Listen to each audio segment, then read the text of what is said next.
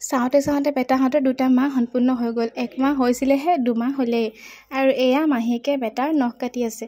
আৰু বেটাহঁতৰ 2 মাহ হোৱা দিনাখন আমি নানী ঘৰত আছিলোঁ, সেইকাৰণে কেক বনাই থৈছিলে চুহাই। কেকটো কাট কৰা নহ'লে যে, সেইকাৰণে চুহাই আজি লৈ আনিছে।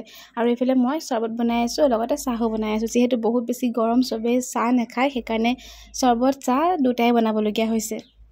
আৰু ইমানেই মোৰ মানে ঠাণ্ডা খাই দিব মন গৈছে নহয়, কিন্তু নোৱাৰোঁ, যিহেতু খাবলৈ বেটাহঁতক ফিডিং কৰাব লাগে, সেইকাৰণে নাই খোৱা। আৰু মোৰ বেমাৰ হ'লে তাহাঁতৰো হৈ যাব ন বেমাৰটো, সেইকাৰণে। আৰু এইফালে মই কিন্তু এই গৰমতো চাহ খাওঁ দেই, ঠাণ্ডাও খাওঁ, লগতে চাহো খাওঁ। ঠাণ্ডা বাৰু খাব পৰা নাই, এনেই চৰ্বত খাওঁ অলপ কম ঠাণ্ডাকৈ, বেছিকৈ নাখাওঁ। আৰু এইফালে নানী ঘৰতো এটা ফটোশ্বুট হ'ল, আৰু ইয়াতো এতিয়া ফটোশ্বুট হ'ব। এইফালে বাপেকে পৰা ডেক'ৰেশ্যন কৰি আছে। কেকৰ লগত মিলাই তাহাঁতক কাপোৰ পিন্ধাই দিলোঁ, আৰু লগতে ধুনীয়াকৈ বিচনাত তাহাঁতক শুৱাই ফটো এখন বোলো মাৰোঁ। ফটোখন মাৰিবলৈ শুৱাইছোঁ, ধুতে এটা সিমানেই কান্দিছে, ভৰি হাত মাৰি চাওকচোন। আনফালে আকৌ তাহাঁতক মালিচ কৰিবৰ কাৰণে ধাইমা আহি বহি আছে, কাৰণ মালিচ কৰা টাইম হৈ গ'ল। আৰু এয়া আমি ফটোশ্বুট কৰা চাই আছোঁ চবেই ৰখি লৈ।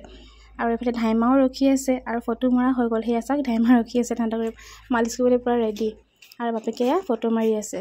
গৰম যে ইমান বেছি পৰিছে নহয়, মানে কিবা লাগি গৈছে গৰমত দেই। তাহাঁতক মানে এইকেইদিন সেক দিয়া নাই, অকল মালিচে কৰোৱাইছোঁ, কাৰণ বহুত বেছি গৰম যে, সেক দিলে কষ্ট পাব। আৰু বেটাহঁতেতো কেক কাটিব নোৱাৰে। বেটাহঁতৰ কেক সদায় আমি দুটাই কাটি আহি আছোঁ। 1 মাহতো কাটিছোঁ, 2 মাহতো কাটিছোঁ। আৰু কেকটো পিংক কালাৰ, বৰ ধুনীয়া লাগিছে। চুহাই বনাই আনিছে, ধুনীয়াকৈ বনাইছে। চাওক, মৰম লাগিছে ন কেকটো। আৰু এতিয়া কেকটো কাটি লৈ বাপেকে নিজে খাই আছে। মই বোলো মোকো দিয়া খাবলৈ। চাওক, মোক দিয়া নামেই লোৱা নাই, নিজে খাই আছে। তাৰপিছত মোক খুজি ল'বলগীয়া হৈছে, এতিয়াও মোক দি আকৌ নিজে খাই দিব। মই বোলো থৈ দিয়া, আৰু মানুহ আছে, দিব লাগিব নহয়। কেকটো সেই তেনেকৈয়ে খোৱাটোৱে চখ, আৰু পিছত আকৌ নাখায় অকণমানো। আৰু আজি ঘৰত দুৱা অকণমানো কৰোৱা হৈছে। এয়া তাৰ কাৰণে ক্ষীৰ বনোৱা হৈছিলে। মাহীহঁতো আহিছে, জোনাব আহিব, আৰু সেইকাৰণে যা যোগাৰখিনি কৰি থৈ দিয়া হৈছে। দুৱা কৰোৱা হৈছে মানে নানী গাটো অকণ ভাল নাই, সেইকাৰণে অকণমান দুৱা কৰাইছোঁ। ডক্টৰৰ ওচৰলৈ তেওঁক লৈ যাব। বাকী আপোনালোকেও দুৱা কৰিব। আৰু এয়া চব আহিছে দুৱা কৰাৰ কাৰণে। আজি মিনি ব্লগত ইমানেই আছিলে, বাকী আপোনালোকে দুৱা কৰিব দেই।